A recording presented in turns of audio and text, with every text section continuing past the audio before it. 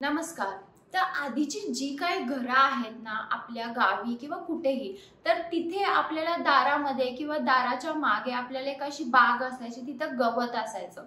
तर ते गवत का असायचं? कारण चालण्यासाठी असायचं। तर त्या गवतात जर तुम्ही आत चालला तर तुम्हाला इतके जास्त त्याचे फायदे मिळणार आहेत की जे तुम्हाला माहिती देखील नसतील।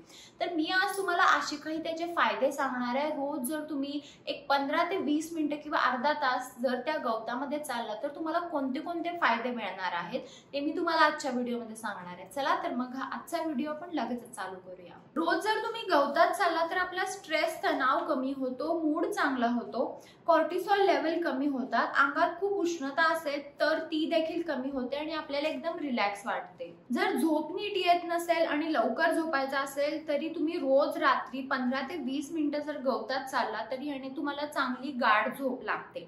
गवतात चालल्याने आपली इम्युनिटी पण चांगली होते आणि आपल्याला पायाची शक्ती देखील आपल्या पायाची वाढते।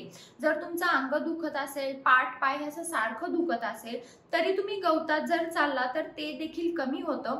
कारण अर्थ मध्ये ना, पृथ्वीमध्ये इलेक्ट्रॉन्स असतात आणि जे अँटीऑक्सिडंटचं काम करतात। याने तुमच्या जर पायाला सूज येत असेल किंवा पाय दुखत असतील तर ते देखील कमी येईल। आपल्या हार्ट साठी पण हे चांगले असते। रोज जर तुम्ही गवतात चालला तर हार्ट अटॅक, स्ट्रोकची रिस्क कमी येते, कारण अर्थची नॅचरल एनर्जी आपल्या ब्रेनला आणि हार्टला चांगली ठेवते। ज्यांचा ना तोल जातो किंवा पायामध्ये ज्यादा शक्ती नसती त्यांनी जर गवतात चाललं तर त्यांचा तोल जाणं कमी येतं। पण आता आपण कुठं चाललं पाहिजे ते बघूया।